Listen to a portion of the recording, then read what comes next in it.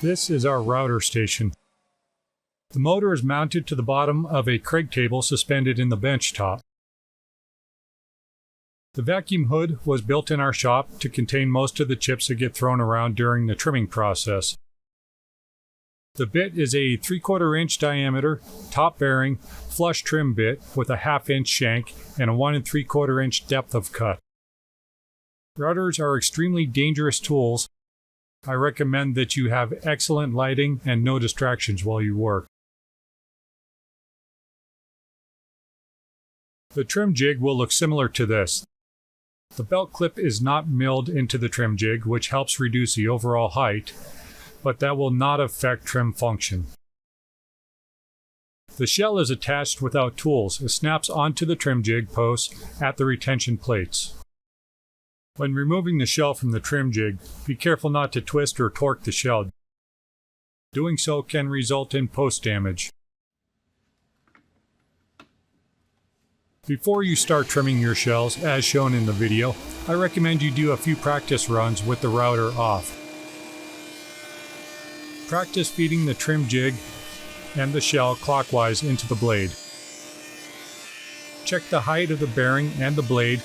Make sure that the bearing rides on the bearing surface designed into the trim jig, and that the blade will engage the shell where needed all the way around.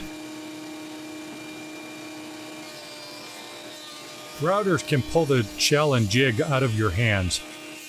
Practice applying firm pressure and keeping your hands well out of the way of the blade.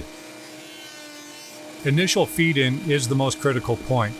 Use good downward pressure on the shell and trim jig, and do not feed straight in. Use a left to right motion and resist the bit trying to pull the workpiece right to left. Once you have about the first inch of the workpiece trimmed, it can no longer auto-feed and the task will become much easier, as long as you continue to feed the workpiece left to right or clockwise.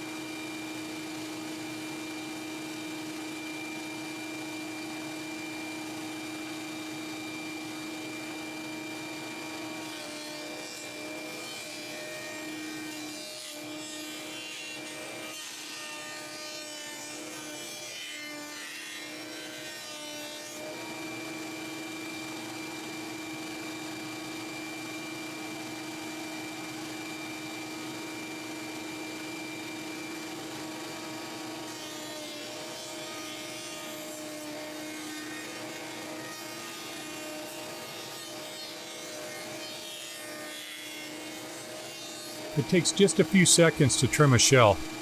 In this production run of 6 holsters, 3 different products will be trimmed.